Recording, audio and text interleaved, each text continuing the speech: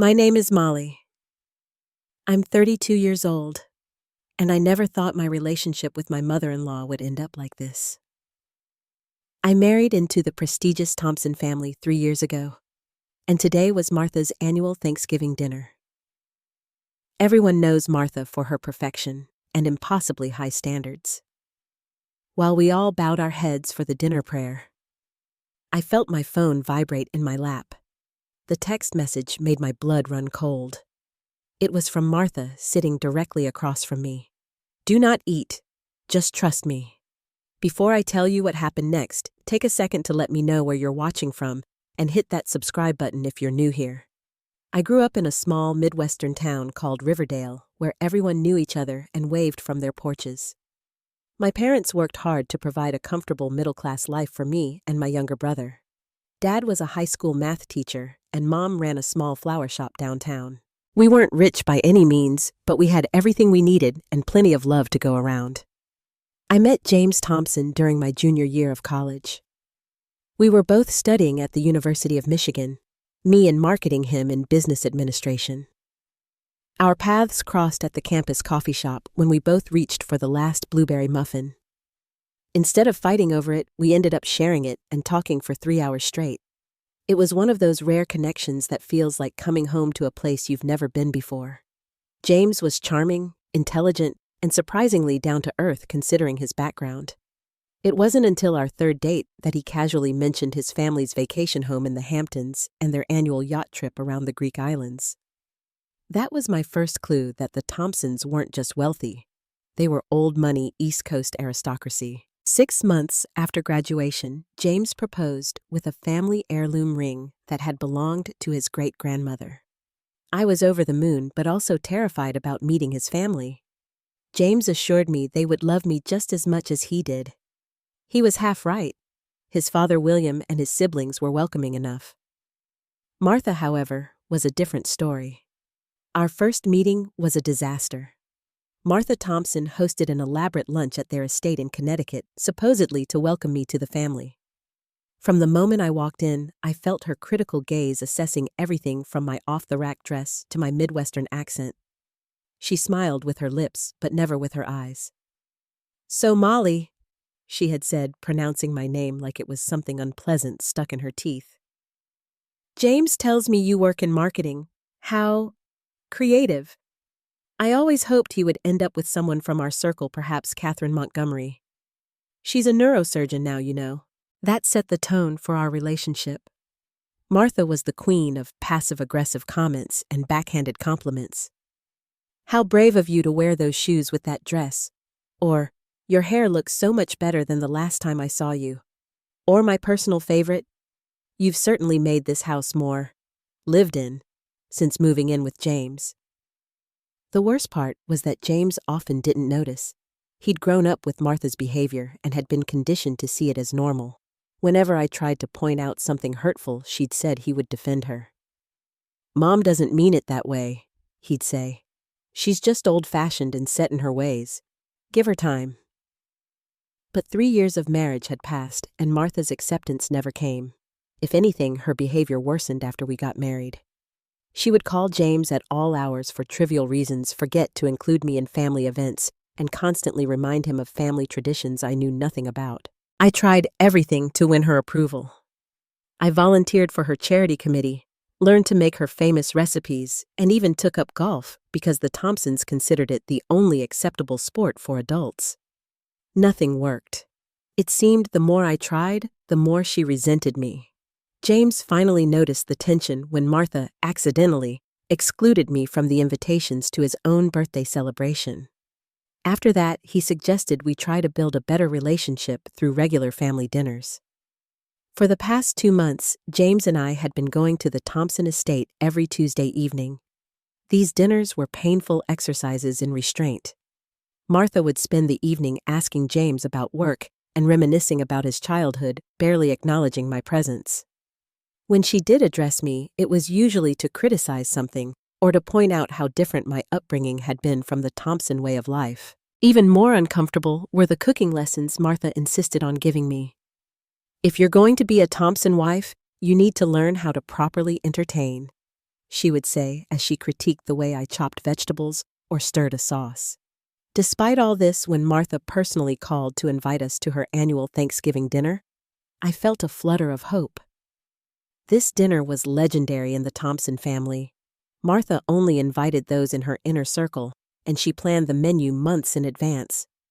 Being included felt like maybe, just maybe, she was finally accepting me as part of the family. "James tells me you've been trying to learn some proper cooking techniques," Martha had said over the phone. "I think it's time you experienced a real Thompson Thanksgiving. Perhaps you'll pick up a few things." It wasn't exactly warm, but it was the closest thing to an olive branch I'd received in 3 years.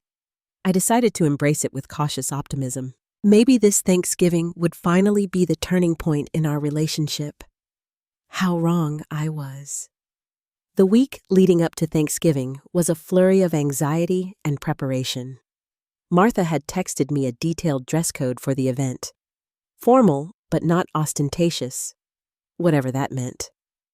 I spent hours shopping before finding a burgundy dress that seemed appropriate, then worried for days that it was either too fancy or not fancy enough. On Thanksgiving morning, James and I woke early. He seemed excited, reminiscing about Thanksgivings from his childhood as we got ready. I tried to match his enthusiasm, but my stomach was in knots. "You'll be fine," James assured me, straightening his tie in the mirror. "Mom's actually been telling everyone how much you've improved in the kitchen. I think she's finally seeing what I've known all along, that you're amazing." I smiled at his reflection, wishing I could believe him. "I just want everything to go well today." "It will," he promised, kissing my forehead. "This dinner means a lot to Mom. She's been planning it for months." We arrived at the Thompson estate at precisely 2 o'clock. Martha's mansion was a sprawling colonial-style home with perfectly manicured gardens and a circular driveway lined with luxury cars. Today the house was decorated with tasteful fall arrangements, none of the bright orange pumpkins or cartoonish turkeys you might see in regular homes. Martha's decorations looked like they belonged in an architectural magazine. Muted golds, rich browns, and deep burgundies arranged with artistic precision. William James's father greeted us at the door. He was a tall, distinguished man with silver hair and kind eyes that crinkled when he smiled. Unlike his wife, William had always been warm toward me. "Molly James, come in," he said, ushering us inside. "Everyone's in the sitting room. Martha's been in the kitchen all morning barking orders at the staff. You know how she gets with these dinners." The sitting room was filled with Thompson relatives I'd met at various family functions. James's older sister Lauren was perched on an antique settee, cocktail in hand. Lauren was Martha's favorite child. She'd followed in her mother's footsteps in every way, from her career in interior design to her marriage to Bradley, a wealthy investment banker from another old money family. Lauren had always been coolly polite to me, but never friendly. James's younger brother Ryan and his wife Sarah were by the fireplace. Ryan was the family rebel who'd shocked everyone by becoming a public defender instead of joining the family investment firm. Sarah was the only in-law who'd been genuinely kind to me from day one, probably because she'd gone through the same Martha initiation process 5 years earlier. "Reinforcements have arrived," Ryan called out, raising his glass when he saw us. "Come save me from Aunt Josephine's interrogation about my wasted potential." I laughed, grateful for Ryan's ability to break tension. As James went to grab us drinks, Martha emerged from the kitchen wearing an elegant apron over her designer dress. "James, darling," she exclaimed, embracing him. Then, as if just noticing me, she added, "Molly, that dress is certainly bold." Before I could respond, she turned back to the group. "Dinner will be served at 4 sharp. Everything must be timed perfectly." As people returned to their conversations, Martha pulled me aside. "Molly, would you mind helping me in the kitchen for a moment? An extra pair of hands would be useful, even inexperienced ones." In the kitchen, I found a scene of controlled chaos. The professional chef Martha had hired was working on multiple dishes simultaneously, while 2 servers prepared the dining room. Martha directed me to a station where vegetables needed to be arranged on serving platters. "Make sure the colors are balanced," she instructed. "And for heaven's sake, use the proper tongs." As I worked, I noticed something odd. Martha seemed unusually nervous, checking and rechecking dishes, whispering instructions to the chef, and shooting glances my way when she thought I wasn't looking. At one point, I saw her set aside a separate serving dish, covering it quickly when she noticed my attention. "What's that, Martha?" I asked innocently. She startled slightly. "Just a special dish I'm preparing. Family recipe. Very delicate process." Her smile didn't reach her eyes. "Can I help with anything else?" I offered. "No," she said quickly. "Actually, yes. Go check that William has opened the correct wine to breathe. You know men, they never get these details right." When I returned to the kitchen later, Martha was instructing the servers on seating arrangements. I overheard her changing the place cards.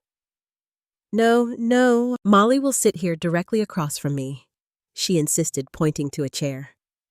"But Mrs. Thompson, you usually have Mr. James sit across from you for the carving ceremony," the confused server said. "Not this year," Martha said firmly. "I want to be able to see Molly clearly during dinner. James can sit beside her." When 4 o'clock arrived, we all filed into the dining room. The table was a masterpiece of holiday elegance. Fine china crystal glasses, silver candlesticks, and a centerpiece of seasonal flowers and fruits. Name cards guided everyone to their assigned seats, and as Martha had arranged, I was directly across from her with James to my left. Once everyone was seated, William stood to say the traditional Thanksgiving prayer. As we all bowed our heads, I felt my phone vibrate in my lap. Discreetly, I glanced down to see a text from Martha. I looked up in confusion. She was sitting right across from me with her head bowed, eyes closed. How could she be texting me? I looked back at my phone to read the message. "Do not eat. Just trust me." My heart started racing. What did that mean? Was this some kind of joke? I glanced at Martha again, but her expression gave nothing away as William finished the prayer and everyone raised their heads. Martha smiled serenely around the table. "Happy Thanksgiving, everyone! Let's eat." As servers began bringing out the first course, a butternut squash soup garnished with roasted pumpkin seeds and a swirl of creme fraiche, my mind raced with confusion. Should I trust the mysterious warning? It had come from Martha's phone, but she was giving no indication that she'd sent it. She was watching me, though, with an intensity that made me uncomfortable. I decided to err on the side of caution.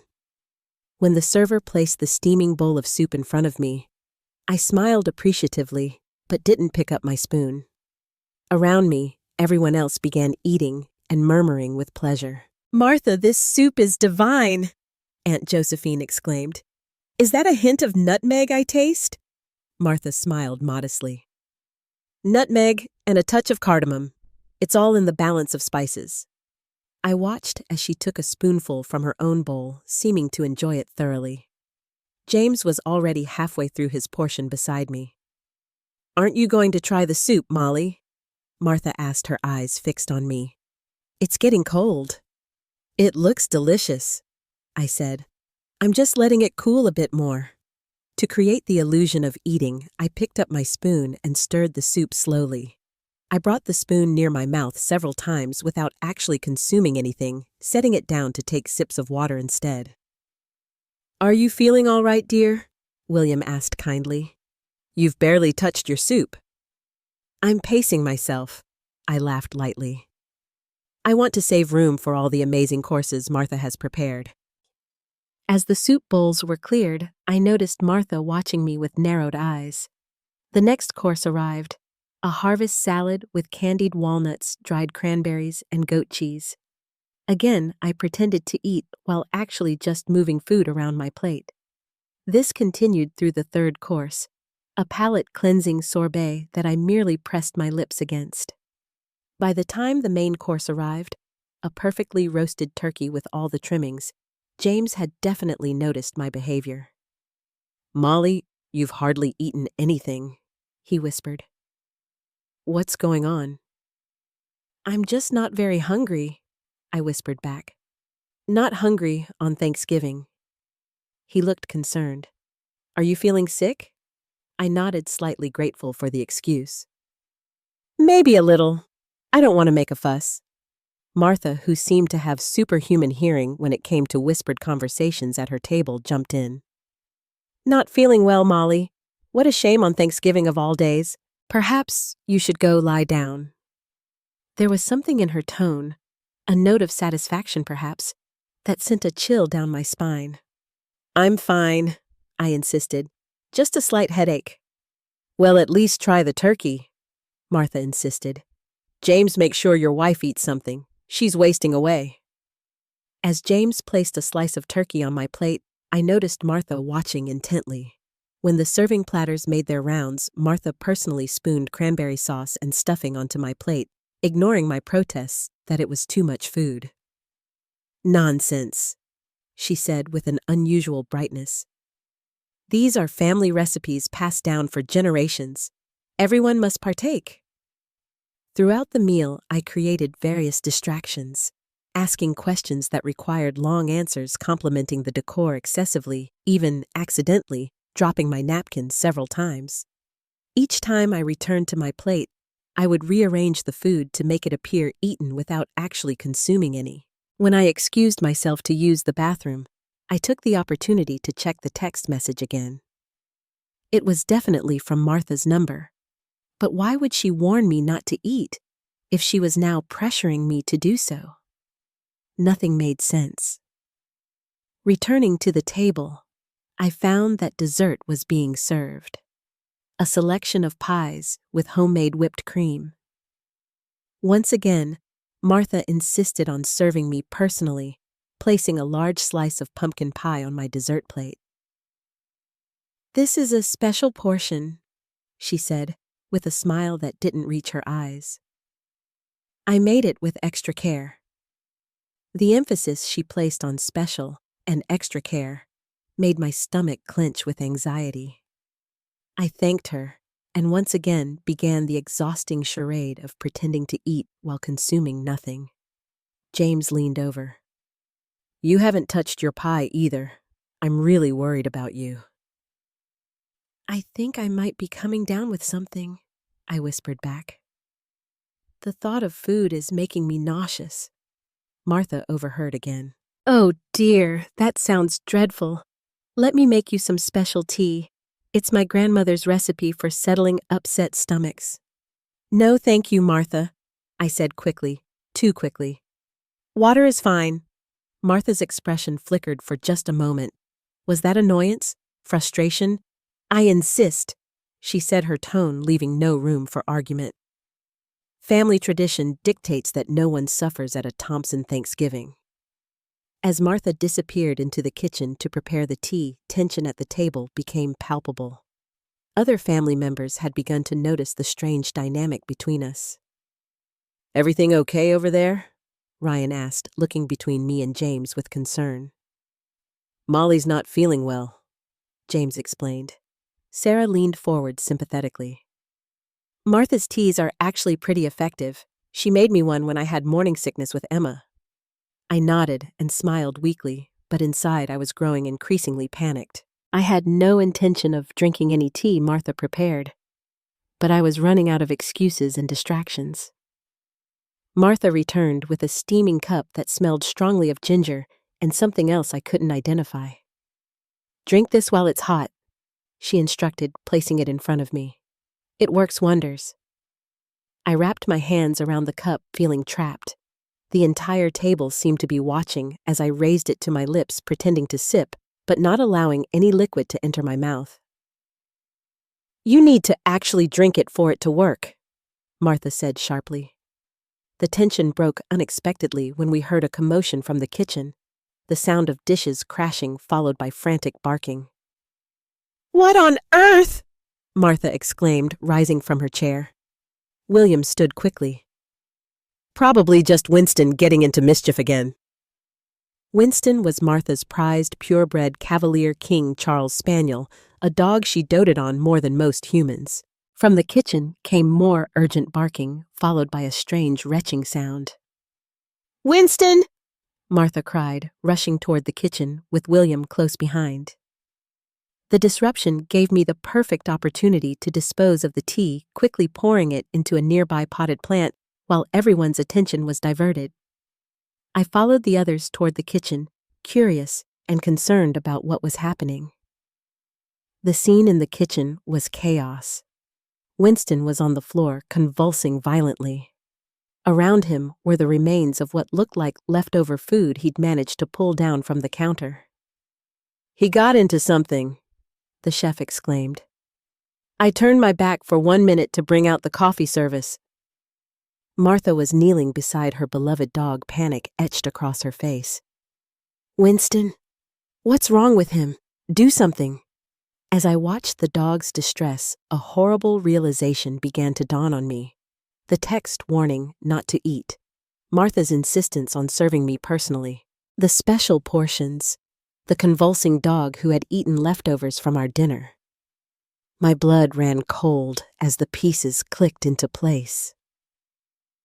"We need to get him to an emergency vet right now," I said, stepping forward. The dog's condition was deteriorating rapidly, foam bubbling from his mouth, his small body racked with spasms. William was already grabbing car keys. "I'll drive. Martha, come on."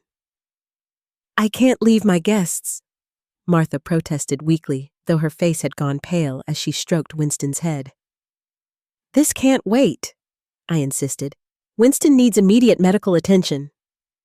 As William gently scooped up the trembling dog, I turned to face Martha. Everyone had gathered in the kitchen doorway, watching the scene with confused concern. This was my chance. "Martha, I need to speak with you. Alone. Now." My voice was steel, surprising even myself. Martha looked taken aback by my tone. "This isn't the time, Molly. My dog is sick." "William can take Winston to the vet," I said firmly. "You and I need to talk about the text message you sent me." Martha's expression flickered. Confusion, then something like fear. "What text message?" "The one telling me not to eat the food. The one that just saved me from whatever is happening to Winston right now." A shocked murmur ran through the family members watching from the doorway. James pushed forward, his face contorted with confusion. "What are you talking about, Molly?" I pulled out my phone and showed him the message. "Do not eat. Just trust me." "It came from Martha's number during the prayer," I explained. "That's why I haven't been eating anything." All eyes turned to Martha, whose face had gone from pale to ashen. I didn't send any text," she stammered. "Someone must have taken my phone. This is absurd." "Is it?" I stepped closer to her, because it seems like a pretty remarkable coincidence that after I received a warning not to eat your dog gets violently ill after eating leftovers from our meal. Martha's eyes darted around the room looking for an escape. "Winston probably just got into something he shouldn't have. Dogs do that." "The only food in reach was from our dinner," the chef interjected, looking troubled. "I cleared everything else away." James moved to stand beside me, his expression hardening as he looked at his mother. "Mom, what's going on?" "Nothing is going on." Martha's voice rose shrilly. "Molly is being ridiculous and dramatic as usual, trying to turn my dog's illness into some sort of conspiracy against her." "Then you won't mind if I take samples of the food for testing," I said calmly, "particularly the portions you served me personally." Martha's composure cracked. "You ungrateful little nobody. I welcomed you into my home, into my family, and this is how you repay me, by accusing me of what exactly? Poisoning you. That's insane." "I never said anything about poison," I pointed out quietly. "That came from you." The kitchen fell silent. Martha seemed to realize her mistake, her mouth opening and closing without sound. James took a step toward his mother. "Did you put something in Molly's food?" His voice was barely a whisper, disbelief and horror fighting for dominance in his expression. "Of course not," Martha snapped, but her hands were trembling. "I would never. I only wanted—" "You only wanted what, Mom?" James pressed. Martha's carefully constructed facade finally crumbled. "I only wanted her to get sick enough to miss the Christmas trip," she blurted out. "Just a little stomach upset, that's all. Nothing dangerous. Then you would have had to leave her behind when we go to Aspen, and we could have had one holiday like we used to before she came along and ruined everything." The confession hung in the air like a toxic cloud. James staggered back as if physically struck. You deliberately tried to make my wife ill," he asked, his voice breaking. Martha's expression twisted from shame to defensive anger. "You don't understand, James. She's taking you away from your family, from me. Everything has changed since she came into our lives. You missed the Mother's Day brunch for her silly art fair. You spent last Christmas Eve with her parents instead of following our traditions. She's destroying our family, and none of you can see it." "The only one destroying this family is you, Mother," James said quietly. Martha's face crumpled. "I didn't mean to hurt anyone. It was just supposed to be a mild laxative, something to give her stomach cramps. The same thing my mother used to do to dinner guests she didn't want to return." She looked around wildly. "It's just a family trick, not a crime." The revelation that this was apparently a Thompson tradition sent another shockwave through the room. William, who had returned from sending Winston off with Ryan to the emergency vet, looked stunned. "Martha, tell me you didn't," he said. "But if you didn't send the text, who did?" I asked, looking around the room. "Who warned me?" Martha's gaze darted to her daughter.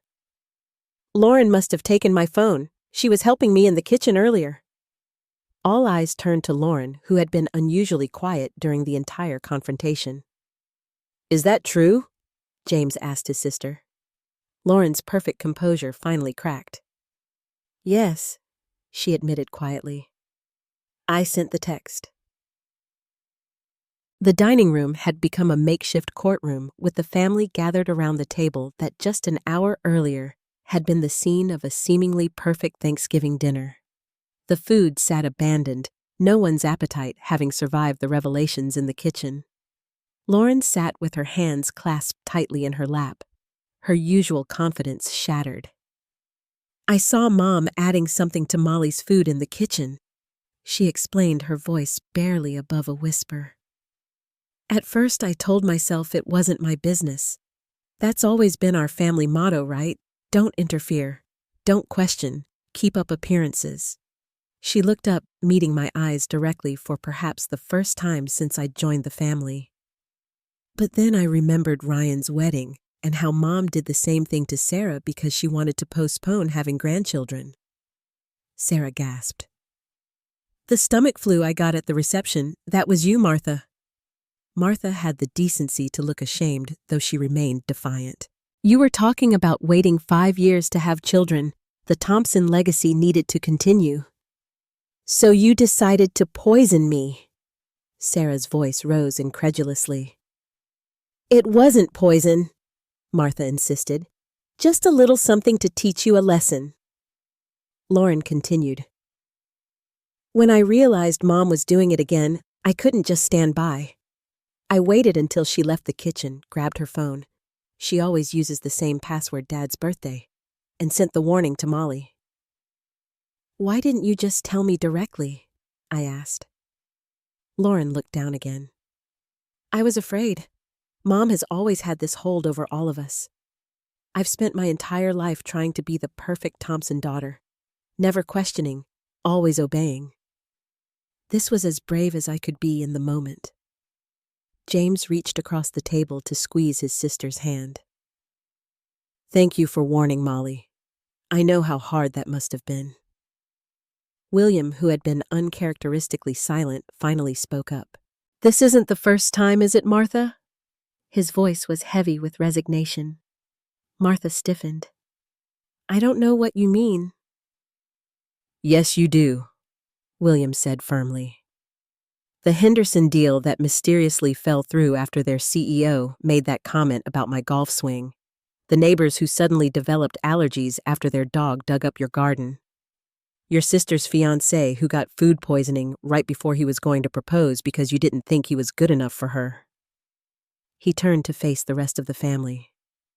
Martha has always believed that she knows best for everyone, and she's always been willing to arrange circumstances to get her way. James looked shattered. All those times you told me stories about people who wronged our family and then got what was coming to them. Those weren't coincidences, were they? Martha's face hardened. I have always protected this family. Always. Sometimes protection requires difficult decisions. Poisoning people isn't a difficult decision, Mother, James said. It's a crime. No one was ever seriously hurt, Martha protested. Just inconvenienced. It was for their own good, for the family's good. As Martha continued to justify her actions, more family members began sharing incidents they had witnessed or experienced. Aunt Josephine recalled how her second husband had mysteriously fallen ill right before he was about to suggest they move to Florida. Cousin Michael remembered how a business competitor had developed sudden shellfish allergies at an important dinner. Years of manipulation and control were being exposed like layers of an onion, each revelation more shocking than the last. Throughout it all, I sat in stunned silence. The woman I had been trying so desperately to please for 3 years was not just cold or judgmental. She was dangerous. She had been willing to make me physically ill just to keep me away from a family vacation. What might she have done next if today's plan had succeeded? Martha became increasingly defensive as more stories emerged. You're all being ridiculous, exaggerating little incidents into some grand conspiracy. I've devoted my life to this family, to maintaining our position, our reputation. Everything I've done for the Thompsons. No, Martha, William said sadly. You've done it for yourself, for your need to control everything and everyone around you. James had been growing increasingly quiet as the revelations continued. Now he stood, his face a mask of controlled anger. We need to call the police. Martha's eyes widened. The police? For what? A family matter. Food tampering is a criminal offense, Mother, James said coldly. And from what I'm hearing, this isn't the first time. You would report your own mother to the authorities? Martha's voice cracked. Over a little family discipline. This isn't discipline, it's assault, James replied. And if Winston dies, it could be worse. As if on cue, Ryan returned from the veterinary hospital, his expression grim. All eyes turned to him expectantly. The vet says Winston ingested some kind of toxic substance, he reported. They're treating him with activated charcoal and IV fluids. They think he'll pull through, but it was close. They're running tests to identify exactly what it was. Martha's face crumpled. My poor Winston, I never meant for him to get hurt. But you meant for Molly to get hurt, James said quietly. My wife, the woman I love. You were willing to poison her just to get your way. The room fell silent. Martha looked around at the faces of her family, not with remorse, but with the desperate calculation of someone looking for an escape route. You've all turned against me, she finally said, her voice trembling with indignation rather than regret. After everything I've done for this family? Well, fine. If none of you can appreciate the sacrifices I've made, then I don't need to stay where I'm not wanted. She stood abruptly, grabbing her purse. I'm going to the hospital to check on my dog. At least Winston has always been loyal to me. As she turned to leave, William's quiet voice stopped her. Martha, I think we need to get you help. She froze. Help? What are you talking about? Professional help, he clarified gently. This behavior isn't normal. It isn't healthy. And it's been going on for far too long while I looked the other way. Martha's face flushed with anger. There is nothing wrong with me. How dare you suggest such a thing? But as she looked around the room, she found no allies, no sympathetic faces. Even Lauren, who had spent a lifetime seeking her approval, couldn't meet her eyes. Martha's composure finally shattered completely. Fine, side with the outsider, choose her over your own mother. But don't come crying to me when she destroys everything the Thompsons have built over generations. With that, she stormed out, leaving behind a family in shock and a holiday in ruins. Just as the front door slammed, William's phone rang. He answered, listened for a moment, then addressed the silent room. That was the emergency vet. Winston is stable. They've confirmed it was some kind of laxative highly concentrated. He'll need to stay overnight, but he should recover. The collective relief was palpable, but it did little to dispel the horror of the day's revelations. William sighed heavily. I'm going to follow Martha. Make sure she gets to the hospital safely. And after that, we'll need to get her psychiatric help. This has gone on far too long. As William left, the remaining family members sat in stunned silence, the elaborate Thanksgiving dinner forgotten. James turned to me, his face etched with guilt and shock. Molly, I am so sorry. I had no idea. I never thought my mother would. Words failed him. I reached for his hand, squeezing it gently. I know, I said softly. I know you didn't. The perfect Thompson Thanksgiving had turned into a nightmare none of us could have imagined. But as I looked around at the shocked faces of my in-laws, I realized something important had shifted. For the first time, they were seeing Martha clearly, and they were seeing me. James and I left the Thompson estate in silence, both too overwhelmed to speak during the drive home. The beautiful Thanksgiving day had turned dark, literally and figuratively, as heavy clouds rolled in and rain began to fall. It seemed fitting somehow, nature reflecting the storm that had just torn through the Thompson family. Once home, James went straight to the liquor cabinet and poured himself a generous whiskey. His hands were shaking slightly. I had never seen him like this. My confident, composed husband looked utterly lost. I should eat something, I said quietly, realizing I hadn't consumed anything all day. Do you want anything from the kitchen? James shook his head, staring into his glass. I'm not hungry.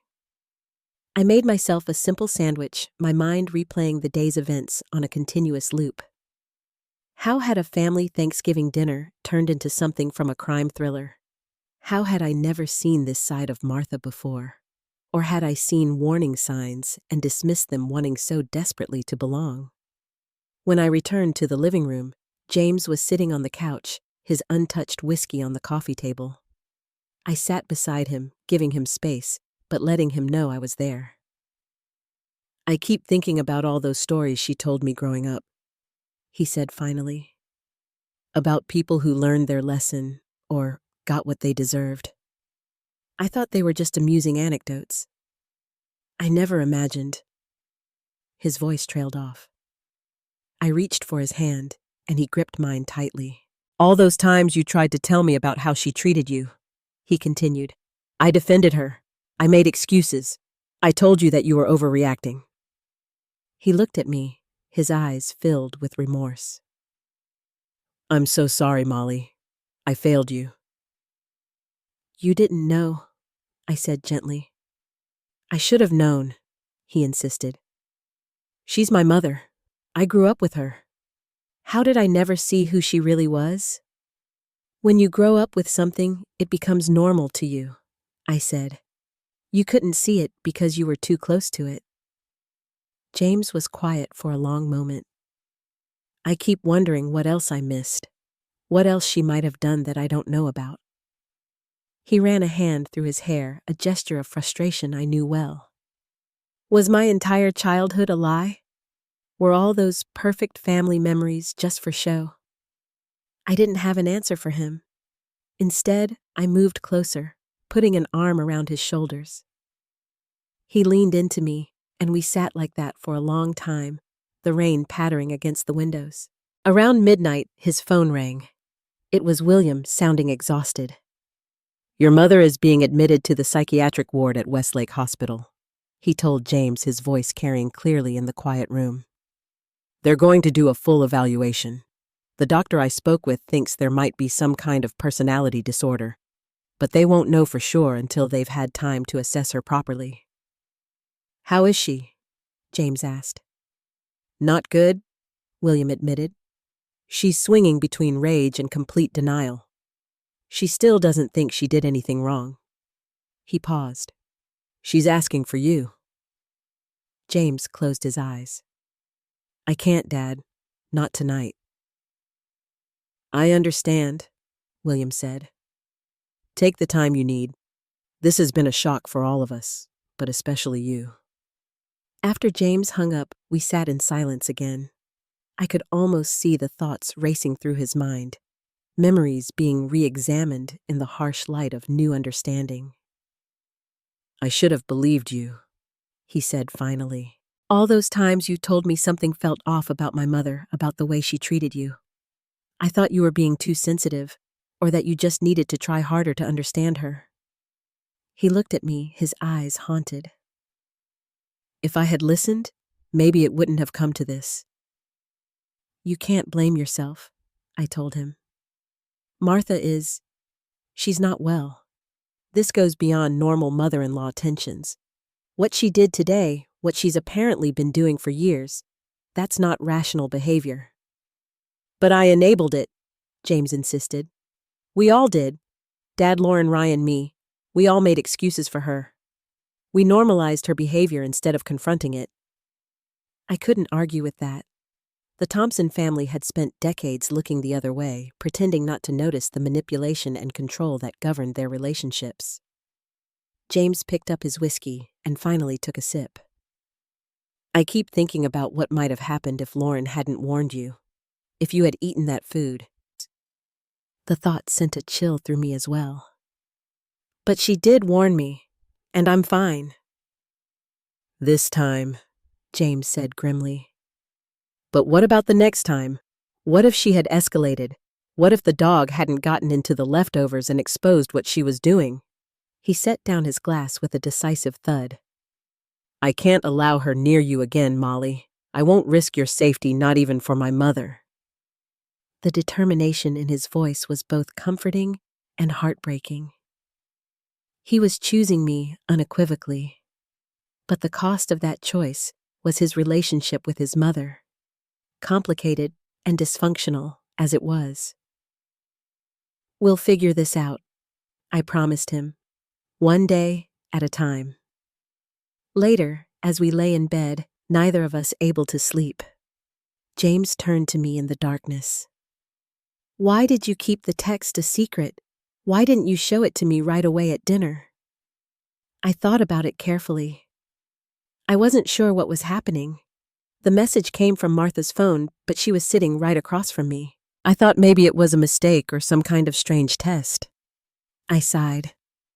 And honestly, after 3 years of her making me feel paranoid and oversensitive, I second-guessed myself. I wasn't sure if I was overreacting. James pulled me close. "I'm so sorry I ever made you doubt yourself." "Never again, Molly. I promise you that." As we finally drifted towards sleep in the early hours of the morning, my last thought was of Lauren, the perfect Thompson daughter who had found the courage to break ranks and warn me. Perhaps there was hope for healing in this family after all, not by forgetting what had happened, but by finally facing the truth. The 6 months following that fateful Thanksgiving were a time of profound change for the Thompson family.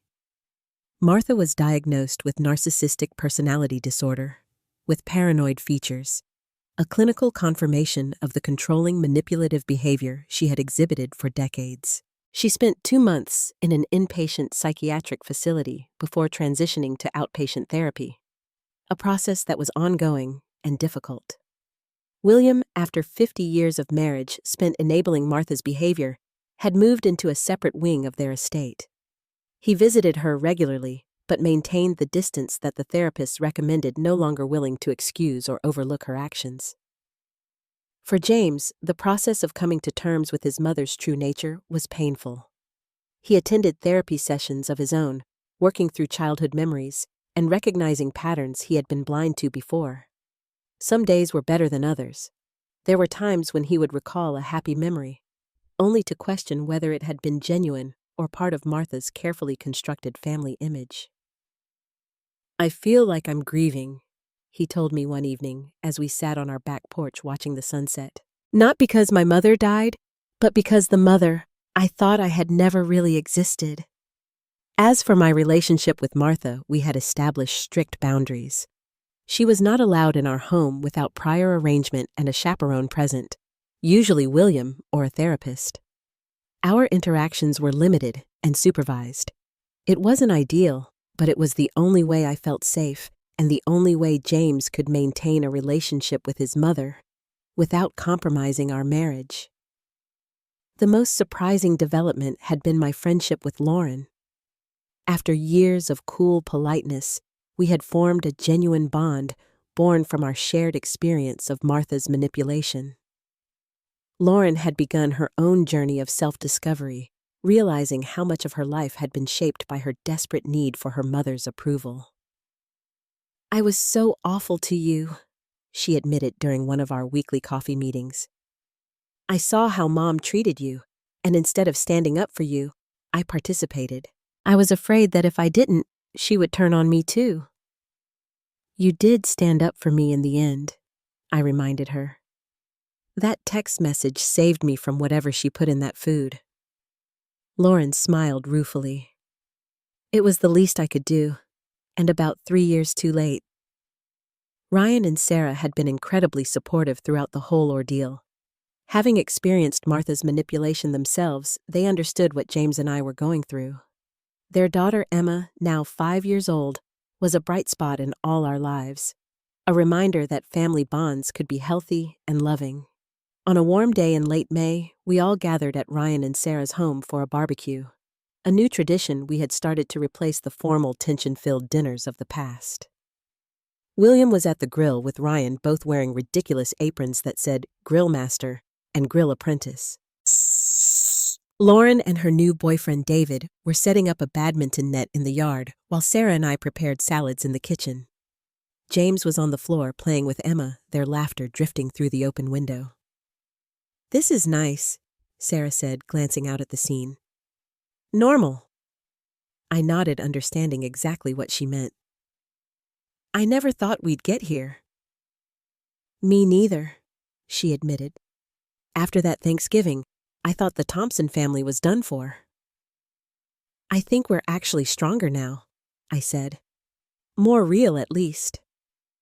The doorbell rang, and my stomach tightened instinctively. This would be Martha's first family gathering since Thanksgiving. After months of therapy and strict boundaries, her doctors had suggested a short supervised visit might be appropriate. We had all agreed, cautiously, to give it a try. William went to answer the door. He returned with Martha and her therapist, Dr. Reynolds. Martha looked different, less polished somehow. Her hair was simpler, her outfit more casual than I had ever seen her wear. The imperious matriarch had been replaced by a woman who seemed smaller, more uncertain. "Hello, everyone," she said, her voice lacking its usual authoritative tone. "Thank you for inviting me." There was an awkward moment as everyone murmured greetings. Emma broke the tension by running up to Martha with a drawing she had made. "Look, Grandma, it's our family." Martha knelt down, another thing I had never seen her do before, to examine the crayon drawing. "It's beautiful, Emma. Is that me?" she asked, pointing to a figure on the paper. "Uh-huh. You're next to Grandpa, and that's Daddy and Mommy and me and Uncle James and Aunt Molly and Aunt Lauren and her friend David and Winston the dog." Martha's eyes lingered on the drawing. "We're all holding hands," she observed quietly. That's what families do, Emma said with the simple certainty of a child. The barbecue proceeded with a strange blend of caution and hope. Martha stayed close to her therapist, speaking little but observing much. I caught her watching me several times, and instead of the criticism or calculation I was accustomed to seeing in her eyes, there was something that looked almost like regret. As the evening wound down and guests began to leave, Martha approached me while James was nearby, a condition of our boundary agreement. "Molly," she said hesitantly, "I've been working with Dr. Reynolds on making amends. I know that a simple apology cannot undo what I did or what I tried to do." I waited, maintaining eye contact, but saying nothing. "I want you to know that I'm trying to understand why I behaved the way I did," she continued. "It doesn't excuse anything, but I hope someday you might be able to forgive me." It wasn't the most eloquent apology, and it didn't erase the past, but it seemed genuine, perhaps the first genuinely honest interaction we had ever had. "Thank you for saying that," I replied carefully. "Forgiveness may take time, but I appreciate you taking this step." Martha nodded, accepting the measured response. As she turned to leave with Dr. Reynolds, she paused. "The drawing Emma made, is that how all of you see the family now, all together holding hands?" "It's what we're working toward," James answered, putting his arm around me. "Not perfect, but connected. Real." Martha nodded again, something like understanding flickering across her face. "I would like to be part of that. The real part, I mean, if you'll let me try." As we watched her leave with her therapist, James squeezed my shoulder.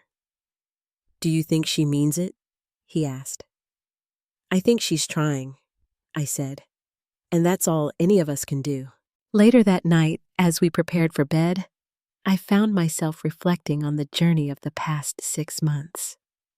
The Thanksgiving from hell had been a breaking point, but also a breakthrough. It had forced the Thompson family to confront decades of unhealthy patterns and begin the difficult work of healing. "What are you thinking about?" James asked, noticing my thoughtful expression. "How much has changed," I told him. "How much we've changed." He nodded, sitting beside me on the edge of the bed. "I was so blind before, not just about my mother, but about what makes a family strong. I thought it was about maintaining appearances, following traditions, never questioning the status quo." He took my hand. "You taught me that real family is about honesty, even when it's uncomfortable, about setting boundaries, even when it hurts, about loving people as they are, not as you want them to be." "We're still learning," I reminded him. "All of us." "True," he agreed. "But at least now we're learning together, eyes wide open." As I drifted off to sleep that night, I thought about that text message that had changed everything. "Do not eat. Just trust me." In the moment, it had been terrifying and confusing. But looking back, those 4 words had been the catalyst for transformation. Not just for me, but for an entire family trapped in cycles of manipulation and control. The most loving thing you can do is set boundaries with toxic people, even family. Your peace is not something you should sacrifice on the altar of someone else's control. And sometimes, the family we choose becomes more important than the family we're born into. And that's okay. The Thompson family was healing slowly but surely. Not by forgetting the past or pretending it never happened, but by acknowledging the pain, setting healthy boundaries, and choosing to move forward with intention and honesty. If you've ever dealt with toxic family dynamics or struggled with setting boundaries, I'd love to hear your story in the comments below. How did you navigate those difficult waters? What helped you find healing? And if you found this story meaningful, please hit that like button and subscribe to hear more stories of resilience and growth. Remember, your experiences matter, and sharing them might help someone else feel less alone. Thank you for listening to my story, and I wish you strength and peace on your own journey.